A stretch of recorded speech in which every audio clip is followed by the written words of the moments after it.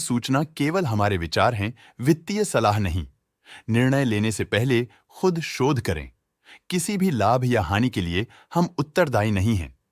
आज हम देख रहे हैं Aditya Birla fashion and retail limited के 2025-26 Q1 की standalone financial performance. Starting with the sales, पिछले क्वार्टर से सेल्स में 16.5% का इंक्रीज हुआ है, मगर कंपनी ने पिछले साल के मुकाबले मार्जिनल सेल्स डिक्लाइन रिपोर्ट किया, around -53.5%। Expenses 22.5% quarter on quarter increase हो गए हैं, जो साल भर के -52% के डिक्लाइन के साथ अलाइन करता है। क्वार्टरली सेल्स के कंपैरिजन में एक्सपेंसेस इंक्रीज होना दिखाता है कंपनी ने एक्सपेंसेस मैनेज करने के लिए स्ट्रगल किया। कंपनी ने पूरी साल के दौरान चैलेंजेस का सामना किया। ऑपरेटिंग प्रॉफिट, जो पिछले साल के कंपैरिजन में -61.5% डाउन हुआ है, quarter on quarter around -11.5% decrease हुआ है। Operating profit margin OPM annual basis पे -3% से डिक्रीज हुआ है और पिछले क्वार्टर के कंपैरिजन में -4% से डिक्रीज हुआ है। एक्सेप्शनल आइटम्स को ऐड करके अदर इनकम पिछले क्वार्टर के कंपैरिजन में -39.5% गिर गई, बावजूद इसके ईयरली ग्रोथ 43% हुई है।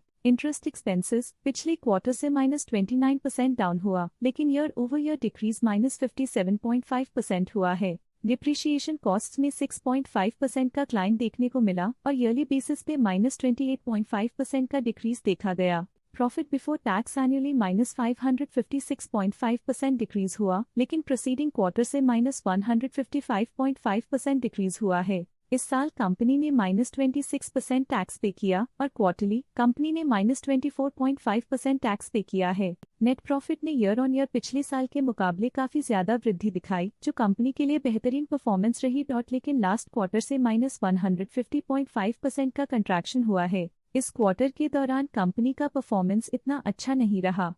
नेगेटिव नेट प्रॉफिट लॉसेस को इंडिकेट करता है। वहीं अगर एनुअल एनालिसिस की बात करें तो साल के दौरान कंपनी का परफॉर्मेंस अच्छा नहीं रहा। नेगेटिव नेट प्रॉफिट का मतलब है कि कंपनी प्रॉफिट के कंपैरिजन में नुकसान उठा रही है। अर्निंग्स पर शेयर EPS में ईयरली -444.5% का डिक्रीज देखा गया, लेकिन क्वार्टरली में लगभग 1.5 गुना की गिरावट भी नजर आई। इस क्वार्टर में कंपनी का EPS इतना अच्छा नहीं रहा। नेगेटिव प्रॉफिट कमजोर एफिशिएंसी को दिखाता है। Aditya Birla fashion and retail limited के फाइनेंशियल स्नैपशॉट को रिव्यू करते हुए कुछ मुख्य ट्रेंड्स सामने आए हैं, जो कंपनी की परफॉर्मेंस पे रोशनी डालते हैं। जून 2022 से जून 2025 तक Aditya Birla fashion and retail limited की फाइनेंशियल जर्नी में सबसे पहले बात करते हैं सेल्स की। इस साल सेल्स में -22% की गिरावट आई है और पिछले 4 सालों में भी -2.5% की गिरावट देखी गई है, जो एक लंबे समय तक गिरावट को दर्शाता है। इस साल सेल्स में गिरावट आई है, लेकिन पिछले 2 साल में अच्छी ग्रोथ हुई थी, जो एक अस्थायी रुकावट को दर्शाता है।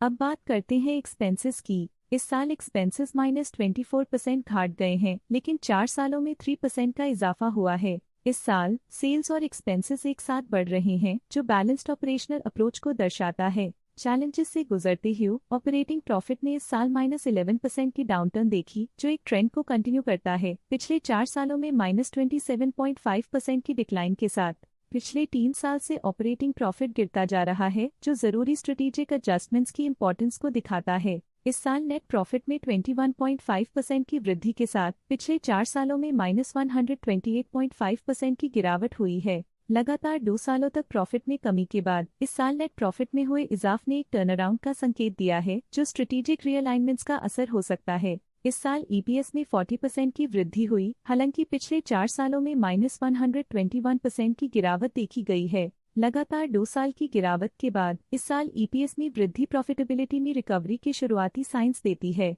चलिए अब बात करते हैं शेयर होल्डिंग पैटर्न की। Aditya Birla fashion and retail की शेयर होल्डिंग रिपोर्ट्स कुछ इस प्रकार की हैं, जो अननोन 2025 के तक चलता है। ये रिपोर्ट कंपनी के शेयर्स की डिटेल जानकारी देता है, जिसमें promoters, promoter groups, foreign investors, public investors और सरकारी एंटिटीज शामिल हैं। प्रमोटर्स शेयर होल्डिंग 2025 के में 46.58% से 2025 के में 46.57% तक डिक्रीज हो गया। ये डिक्रीज दिखाता है कि इस टाइम पीरियड में कंपनी पे प्रमोटर्स का कंट्रोल कमजोर हुआ है। पब्लिक द्वारा हेल्ड शेयर्स का परसेंटेज 16.23% से इंक्रीज होकर 2025 के में 23.3% तक का इंक्रीज से देखा गया। ये चेंजेस स्टेट है कि पब्लिक की इन्वेस्टमेंट कंपनी में क्वार्टर टू क्वार्टर इंक्रीज हुई है। जब कंपनी के शेयर्स का अधिकतम हिस्सा प्रमोटर्स, एफआईआई, डीआईआई या गवर्नमेंट के पास होता है, तब ये माना जाता है कि कंपनी मजबूत हाथों में है, जो स्थिरता और मजबूत समर्थन को दर्शाता है और इस मार्केट की स्थिरता बनी रहती है।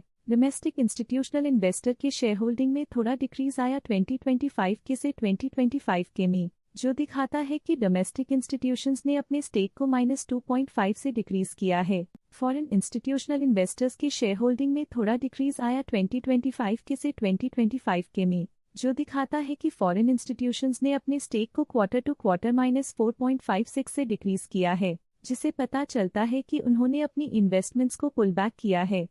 ये था कंपनी का करंट शेयर होल्डिंग पैटर्न। आइए देखते हैं इस क्वार्टर के एफआईआई डील्स ने बाजार को किस तरह प्रभावित किया है। 4 जून 2025 को फ्लिपकार्ट इन्वेस्टमेंट्स प्राइवेट लिमिटेड ने 7.3 करोड़ शेयर्स पोर्टफोलियो से हटा दिए 80.32 रुपीस पर यूनिट के हिसाब से, जिसका टोटल 587.7 करोड़ था। इस क्वार्टर के एफआईआई डील्स के विश्लेषण को समाप्त करते हुए हम उम्मीद करते हैं कि आपको ये जानकारियां नई इंसाइट्स प्रदान करती होंगी। चलिए झांकते हैं इस क्वार्टर की डीआईआई डील्स पर जो विशेष रूप से सुर्खियों में रही। 4 जून 2025 को ग्रेविटॉन रिसर्च कैपिटल एलएलपी ने 88.4 लाख शेयर्स खरीदी 78.01 रुपीस पर यूनिट के हिसाब से, जिसका टोटल था 69 करोड़।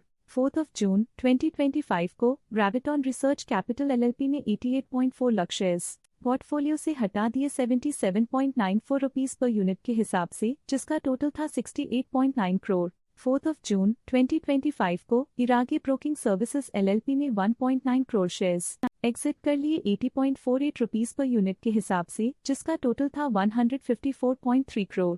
4 जून 2025 को इरागी ब्रोकिंग सर्विसेज एलएलपी ने 16.7 लाख शेयर्स खरीदे 78.96 रुपीस पर यूनिट के हिसाब से, जिसका टोटल था 13.2 करोड़।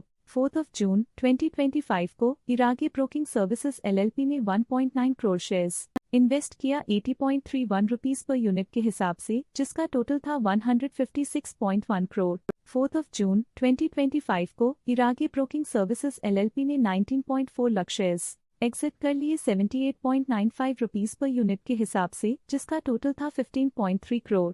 4 जून 2025 को neo apex share broking services LLP ने 43.2 लाख शेयर्स खरीद लिए 80.33 रुपीस पर यूनिट के हिसाब से, जिसका टोटल था 34.7 करोड़। इस क्वार्टर के डीआईआई डील्स के विश्लेषण को समाप्त करते हुए हम उम्मीद करते हैं कि आपको ये जानकारियां नई इंसाइट्स प्रदान करती होंगी। अब नजर डालते हैं Aditya Birla fashion and retail के स्टॉक रिकमेंडेशन पे। इस स्टॉक का करंट प्राइस 319.3 रुपीस चल रहा है। शेर खान ने स्टॉक की बाय रिकमेंडेशन दी थी।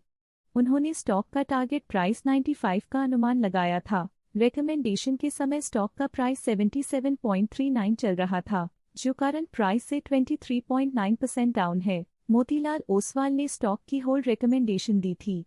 उन्होंने स्टॉक का टारगेट प्राइस 100 का अनुमान लगाया था। रिकमेंडेशन के समय स्टॉक का प्राइस 86.8 चल रहा था, जो करंट प्राइस से 14.9% डाउन है। आज के लिए फाइनेंशियल सेक्टर में इतना ही। देखने के लिए धन्यवाद।